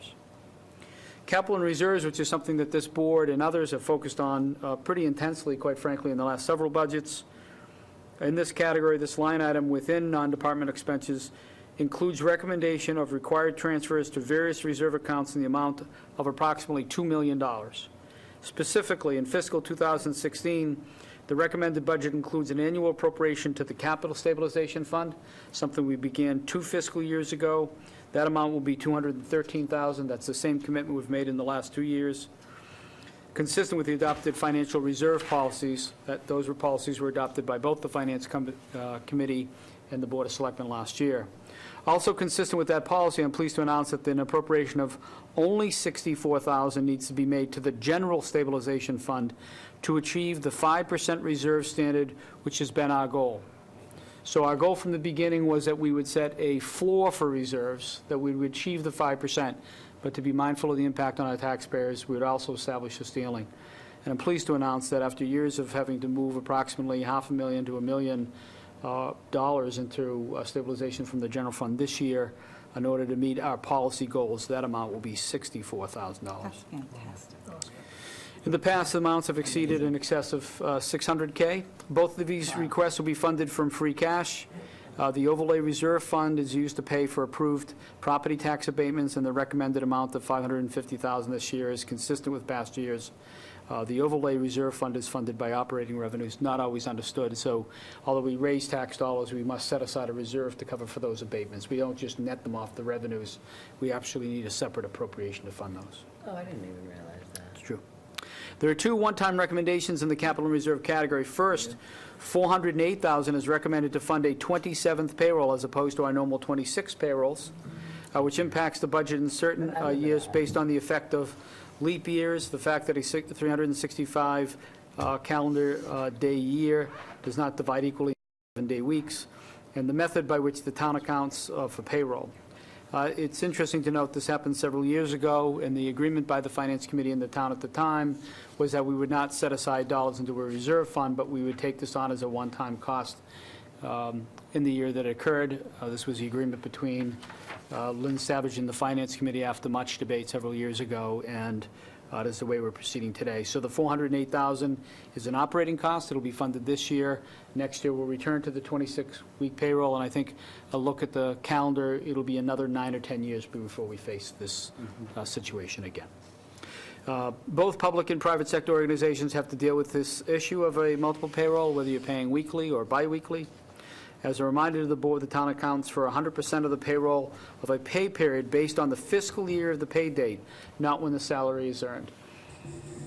So if we have a pay date on June 30th, then that will cover, and June 30th is a Thursday, it's for the 2 weeks from the preceding Friday.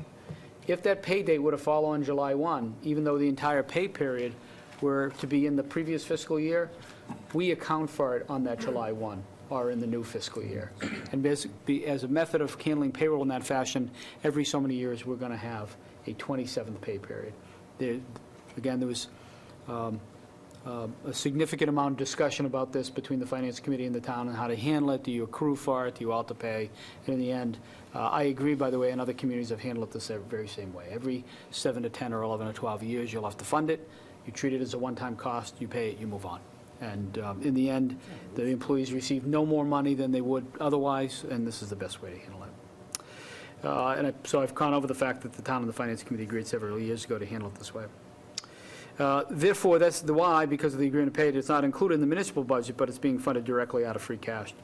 Based on our estimates, the next 27th payroll will be in fiscal 27, so we've got some period of time to deal with that. Second, I recommend that the town take the unique step to establish a special education stabilization fund in the amount of $750,000. The intention is to help stabilize spending on regular education by providing a reserve to deal with unexpected costs in special education, primarily as the result of out-of-district placements after the budget has been adopted. I'm in the process of developing a reserve policy that outlines when and how the fund can be used. I'm recommending that the new reserve fund be funded from free cash.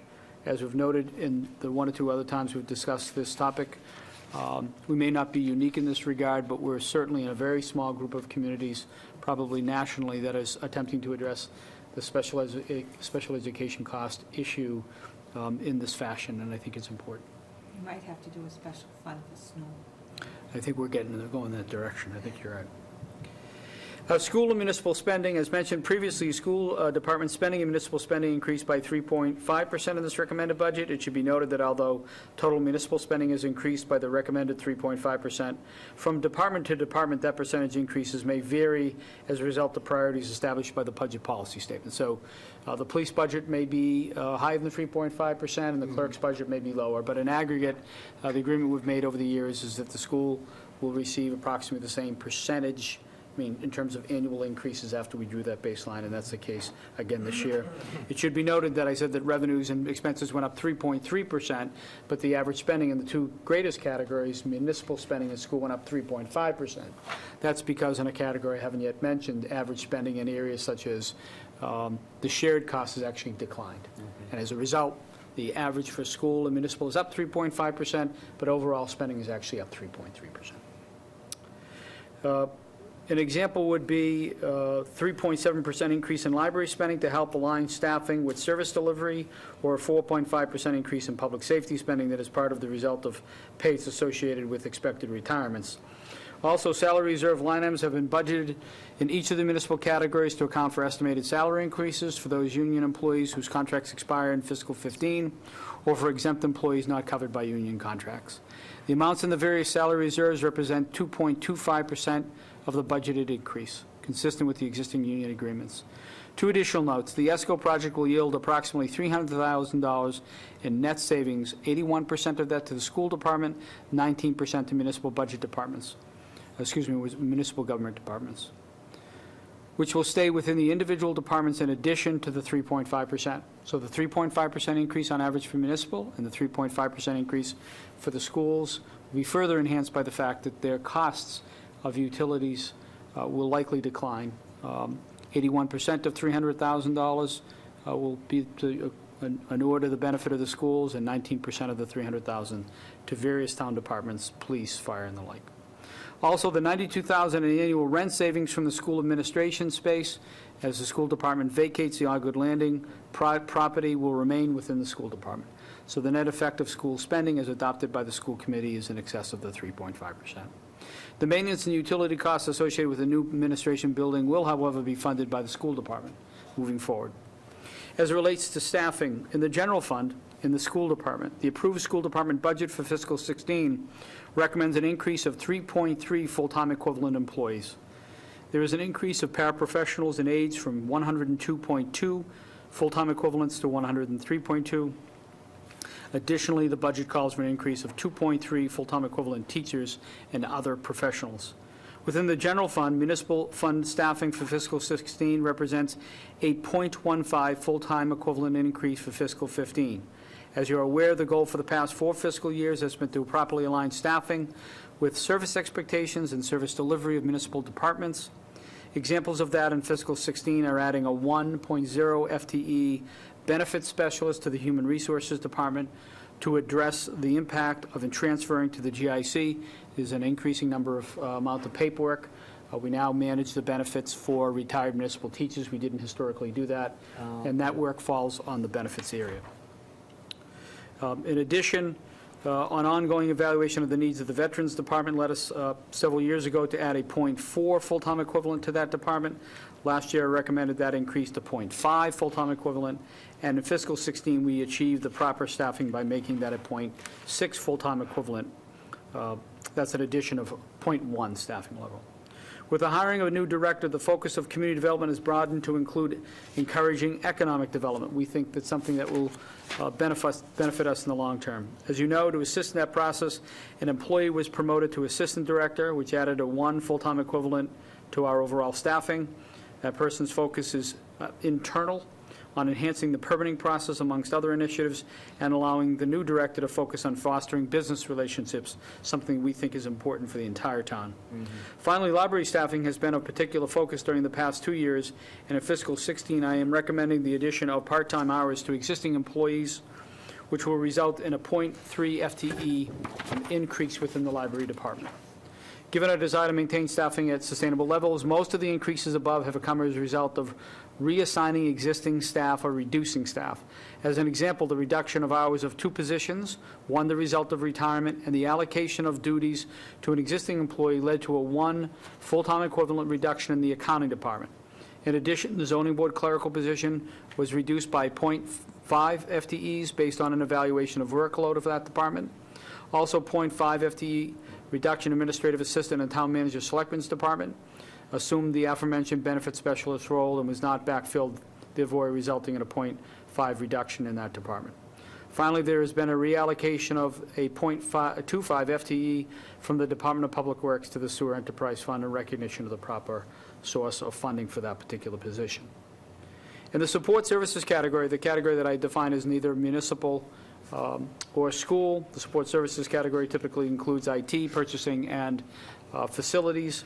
That category has seen a reduction in spending. For budgeting purposes, the cost to operate these departments are established and accounted for prior to our allocation to school and municipal spending. For fiscal 16, this category has recommended a decrease of $140,000 or 8.2%, which is largely attributed to a decrease in information technology. The reason for that decrease, as you may recall, is the town decided to implement a unified financial and permitting system. We are in the process of implementing that system. It'll take the next 2 years or so to get completely up and running.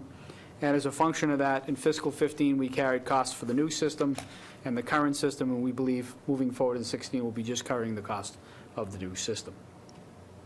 Goes on to explain the benefits of ESCO and how we're managing those costs moving forward as well. And that's an overview of the general fund.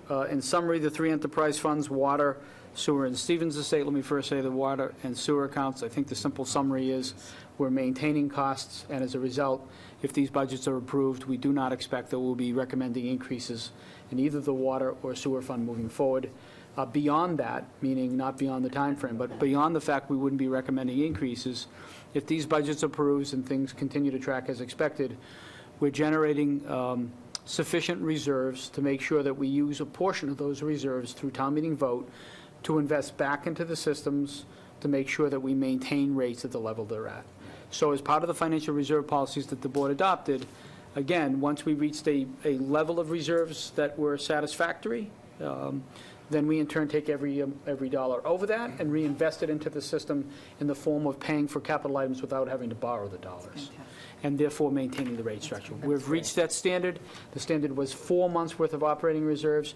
You may recall, I think, when I arrived, the average operating reserve was something south of a month. We're now operating at 4 months' worth of operating reserves, and any amounts of operating reserves over those 4 months are reinvested into the system. And that's, so therefore, this year you'd expect a warrant article for both the water and sewer funds, asking that dollars go from the retained earnings or the profit back into the system to pay for capital purchases, which will keep rates in check. So- Can I just go back to sports services? Sure. Recent bid for auditing services? Yes. Yes, we've had a recent bid for auditing services that we're still navigating our way through. Okay. Yes. Yep. In either case, the recent bid for auditing services is going to yield some level of savings. We're still dealing with the magnitude of those savings. Okay. But yes, there will be savings in the auditing And just- services account. Energy audit, regular Oh, auditing? this is 2 minutes. Financial audit. I'm sorry, Okay. financial audit. Okay. Yes. Oh, I So didn't know that was your question. Yeah. So the auditing firm that we, in fact, had the presentation last meeting, we went out to bid, and the low bidder in that case, we conservatively went to the second low bidder to be safe, and the second low bidder was $4,000 less than the current bill. Okay. So if it's the second low bidder or the low bidder, we're on the safe side of it. How often do we go out for support services like that and bid it That out? particular category, we had 3 years Well- with a 3-year renewal. So auditing years, services so every 3 would have years. been, in this case, 6, because we renewed. Because they got it twice? Correct. Okay. Yes. Just So out of curiosity. it's common practice that you do that so that an auditing, so it doesn't look like you're hiring the same auditing. And I absolutely agree with that. There's always the flip side to that, too, when you have an Yes. auditing firm who actually knows, wow, and they Yes. know when things, they tend to see things when there's a problem, they tend to catch it quicker, but I mean, I didn't understand it, if it was a 3-year contract, 5-year, I didn't know what it was. They've been here for 6 years. Okay, Yeah. under 2 different contracts? Yes. Yes. Okay, thank you. Yes. 1 procurement, 2 contracts. Okay. Makes sense. I think they bid the same price for the second 3 years, right? So that was one of the. Yeah, I don't know what the price was, but we had the opportunity to renew them under the terms of the contract, and we took advantage of that. Okay. It's expected in the industry. Oh, no, I mean, it should be done, I'm just, I once had this debate. I actually was asked to speak myself and a principal for an auditing firm on exactly that discussion. So the auditing firm principal was arguing the merits of staying and being familiar, and my job was to argue the fact that you needed to get the not familiar well, I'm face. certainly not going to have that debate with you. I had to pick one side. I was only given one side of the debate, so, but I can see The last both. 18 years, we've had 3 different companies for 6-year periods. Yeah, it's pretty Interesting, interesting, yeah. And but I certainly do understand the merits of it. There is, Understood, yeah, thank you. and probably agree, understood and agreed, but we do a process.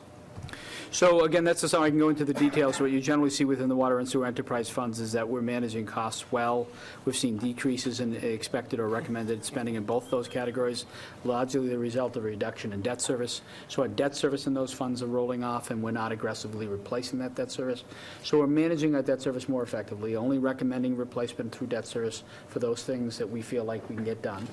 And therefore, by managing the debt service, a lot of debt service is rolling off, a lot of debt associated with previous projects is rolling off, and we in turn are incurring new debt, but at lower levels than we previously had. Because if we feel like we're not quite ready for a project, we don't just place it on the plan and borrow the dollars. Right. We make sure that we're prepared to handle that. So we're managing the debt more effectively and doing a number of other steps. And so as a result, the general costs of both systems are going down, and therefore we'll be able to manage those rates for another year. Stevens Estate, in summary, is performing well, staying on track. This particular year-to-date, is performing even more strongly than it has historically. Again, we're not at the end of the year, so things can change, but all signs indicate that we're going to have probably the Stevens Estate most successful year. It appears that we're tracking in that direction, and we'll see where things go. But we continue to review that. When's the payoff date of this? I knew that. It's gonna be 17, close. 18? It wasn't 50. No, it wasn't 50. I looked it I up. think it's The- calendar year 2016. Yeah, it's coming up, I thought it was So it's coming up. 26. That makes sense. Calendar? I think Calendar it's 16, but it might be calendar 16, But but that it's affects the fiscal 17. 17. I think it's 17. I think it's fiscal 17. But calendar year 16. I think that's correct. The That was a $5 million. Yes, yes, it was. So, in conclusion, development of this recommended budget would not be possible without a commitment by all the departments to review each and every line item in their budgets so that their fiscal 16 requested funding was consistent with the goals of sustainability, stewardship, and service, while being mindful of the limits of our funding. We're certainly extremely fortunate to have such professional and skilled staff that is committed to excellence. I certainly wanted to single out Lynn Savage for her work in the budget, and Ray Santilli. It's really a brainstorming effort to come to put this document together, and I very much appreciate their assistance. The professional camaraderie that exists between all of those involved in the budget process, and I could not be more serious and I guess serious should be the right word, relative to the word of camaraderie here. The professional camaraderie, elected boards, professional staff, has really made developing these budgets an efficient process, an effective process, one that we don't need to debate about what our sort of sustained and group goals are, and it's really helped the process. We fortunate the school department felt comfortable enough with what we discussed and what we've done in the past that the school committee took a vote on a budget before it recommended it, because they realized it wasn't going to be a different budget than we had talked about, and I think that's helpful. I think it's an indication. It was a matter of timing, but in this case was an indication really of a level of trust with this board and my staff, and helps in the overall process. So I certainly am open to any questions you may have. Our goal would be to have you tentatively adopt the budget, move it to the Finance Committee, and give you the opportunity to certainly make any suggestions or recommendations while they're going through the deliberation process as well. So moved. Send this off to the Finance Committee, reserving the right to make any changes or suggestions moving forward. I noticed this year hasn't influenced your snow and ice removal number at all. Still, we're at the same level as last year. It's got to get better eventually. Maybe we really should think about a separate little budget for off years. I think that's a great idea to have a... But then again, we can do it the next following year, but I don't know, something to think about. Yeah, I think our experience has been, it's sort of an interesting one. Our experience has been that managing it within the appropriated amounts within departments, for us, If you can, it's is great. better. We could we cover another $1 million next year in the same way? We just couldn't. And that's, we're in an unusually good situation facing a bad circumstance. So we couldn't do it quite in the same way. I think that it helps us, in fairness, with departments to have this kind of dialogue in March or April and May and say, okay, where are you? How can you help? And so the one thing that a reserve has a tendency to do on occasion is to make all of us maybe relax a little bit too much. That's not a criticism. It happens to all of us. So not having the reserves forces us to focus a little more keenly on what we're trying to get done. And so if we did have one, it would be, would not be in a significant amount. That's an interesting way of looking at it, that, Yeah. That reserve fund kind of makes you sit back a little bit. It does a little bit. We can manage differently. Okay. But certainly any questions the board has, I think we had a motion and a second, right? Did Donnie seconded, yep. Okay, so we had a motion and a second to move the budget forward and bring it to the Finance Committee. All those in favor? I'm sorry, any other discussion before we? Awesome job. Yeah, fantastic. Okay. All in favor? Aye. Okay. Unanimous. Thank you, Andrew. That was an amazing job, and thanks for reading through that whole thing. That was a yeoman's work, just that, reading through that. Are you, should have seen writing it. are you going to the schools on Dr. Seuss Day to read? Maybe you can bring this. Let's just put him asleep. Okay, great. Is this where Stan speaks now? I was just about to ask for that. Okay, we are now, public comment. Stan? Is he speaking under ask the manager or public comment? We should always just keep an A under there, Stan Limford. Cleve Roden, a member of the North Andover School Committee. I just wanted to thank Bruce Thibodeau, Director of the Department of Public Works, his crews, and all the contractors who have helped keep our schools open and our roofs from collapsing. They've done outstanding work all the way through all of this mess, and really we're still functioning well.